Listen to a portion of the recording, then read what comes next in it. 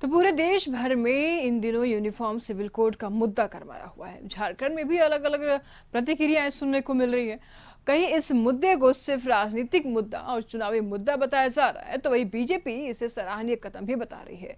BJP विधायक नवीन जायसवाल ने कहा कि एक देश में एक कानून होना चाहिए, दो कानून कैसे हो सकता है, और यह बिल बिना विरोध के सर्वसम्मति से पास कराना चाहिए। वह झारखंड के कई संगठन भी इसका समर्थन कर रहे हैं। मारवाड़ी समाज के अध्यक्ष बसंत मित्तल ने कहा कि 200% हम सभी व्यापारी इसका समर्थन करते हैं। वह झारखंड के सत्तारूढ़ दल झारखंड मुक्ति मोर्चा के केंद्रीय प्रवक्ता मनोज पांडे ने कहा कि क्या हमारे देश में यूनिफॉर्म मेडिकल कोड है, क्या यूनिफॉर्म एजुकेशन कोड है, यह सब चुनावी एजेंडा है।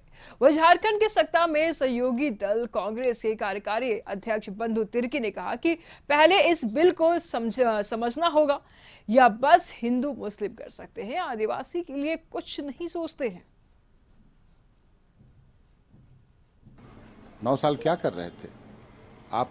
यूनिफॉर्म सिविल कोड की बात करते हैं। यूनिफॉर्म मेडिकल सिस्टम है आपके देश में? क्या सभी के इलाज की व्यवस्था समान है? क्या यूनिफॉर्म एजुकेशन सिस्टम है? जिस चीज की आवश्यकता है उस पर इस सरकार का कोई तवज्जो नहीं है।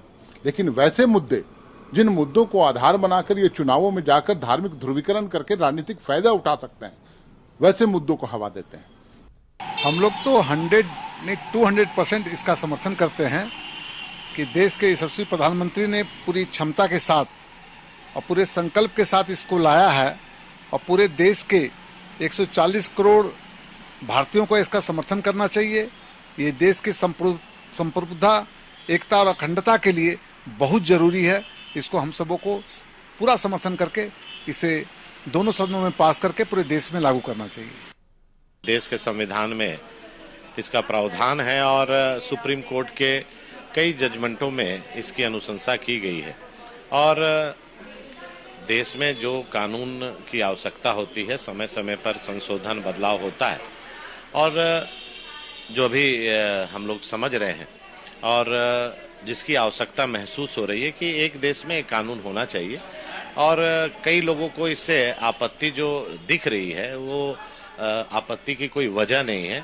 और आप एक घर में दो कानून कैसे चलाएंगे?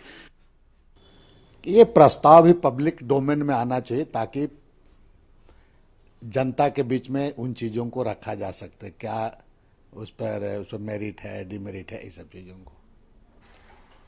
लेकिन अगर ऐसी बात कहेंगे तो आप